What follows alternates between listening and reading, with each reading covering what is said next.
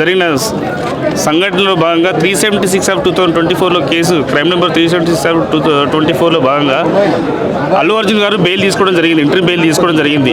So దానికి సంబంధించి high court వారు ధర్మాసనం గారు వాళ్ళు ఒక సమాచారాన్ని ఏంటంటే పోలీసు వారికి పూర్తి స్థాయిలో సహకరించాలి, ఇన్వెస్టిగేషన్ సహకరించాలని చెప్పి ఒక నిబంధనలు పెట్టడం జరిగింది.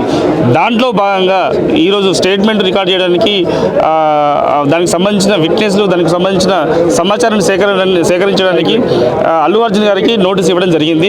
అల్లు అర్జున్ గారు ఈరోజు పోలీస్ స్టేషన్కి అటెండ్ అయ్యారు. సో దాంట్లో భాగంగా ఈరోజు అసలు ఆ రోజు సంఘటన ఏం జరిగింది, ఎందుకు జరిగిందన్న విషయాన్ని ఒక ఇన్వెస్టిగేషన్లో భాగంగా మనం పరిశీలిస్తే ఆ రోజు సంధ్యా థియేటర్ వాళ్ళు యాజమాన్యం వారు పోలీస్ స్టేషన్ చిక్కడపల్లి పోలీస్ స్టేషన్కు కంప్లైంట్ ఇవ్వడం జరిగింది, అంటే పర్మిషన్ కోసం ఇవ్వడం జరిగింది. ఆ పర్మిషన్ రిజెక్ట్ చేశారు చిక్కడపల్లి పోలీసు వాళ్ళు. సో ఆ సమాచారాన్ని అల్లు అర్జున్ గారు తెలిసినా తెలియకుండా కానీ అతను ఇక్కడ రావడం జరిగింది. ఆ రష్లో అంటే అల్లు అర్జున్ ఆర్మీ వల్ల కానీ లేకుంటే బౌన్సర్ల వల్ల కానీ అక్కడ తొక్కిసడం జరిగింది.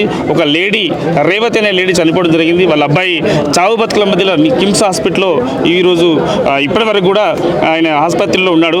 సో దానికి సంబంధించి ఇన్వెస్టిగేషన్ దీనివల్ల ఈ కేసులో ఎవరు అసలు దీనికి కారణం ఎవరు అనే కోణంలో పోలీసు వాళ్ళు ఇన్వెస్టిగేషన్ చేస్తారు.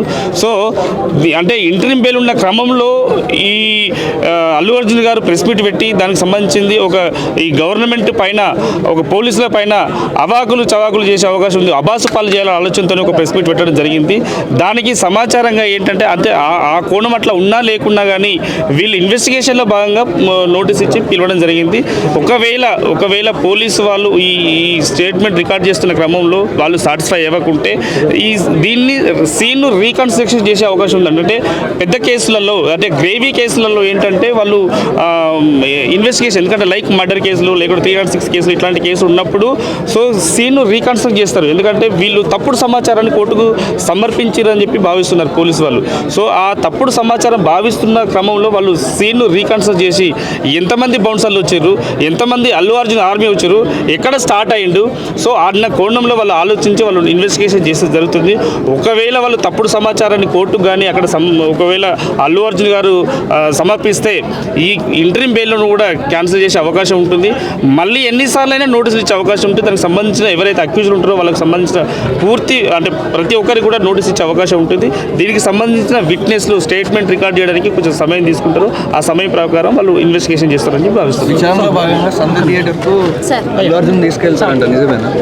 ఏంటండి విచారణలో భాగంగా ఇప్పుడు సంధ్య థియేటర్కు అల్లు అర్జున్ అదే సీన్ ఒకవేళ వీళ్ళు పోలీస్ వాళ్ళు ఇప్పుడు వీళ్ళ సమాచారం సాటిస్ఫై కాకపోతే రీకన్స్ట్రక్ట్ చేయడానికి తీసుకెళ్తారు. ఎందుకంటే అక్కడ జరిగిన సన్నివేశం అక్యూజ్డ్ అంటే డిసీజ్డ్కు అక్యూజ్డ్కు ఎంత దూరంలో ఉన్నారు, సో అక్కడ శ్రీతేజ్కు అక్యూజ్డ్కి ఎంత దూరంలో ఉన్నారు, అక్కడ బౌన్సర్లకు వీళ్ళకి ఎవరు దోషిండ్రు, ఎంతమంది అల్లు అర్జున్ ఆర్మీ ఎంతమంది ఉన్నారు, అసలు ఈ తోపులాట కారణం ఏంటన్న కోణంలో వాళ్ళు ఇన్వెస్టిగేషన్ చేస్తారు. అదే దీనికి సంబంధించిన పూర్తి సమాచారం రాబట్టడం కోసం ఇన్వెస్టిగేషన్ చేస్తారు. దాంట్లో వాళ్ళకు ఏదైతే ఆ కేసుకు సంబంధించిన సమాచారం రాకుంటే వాళ్ళు సీను రీకన్స్ట్రక్ట్ చేస్తారు.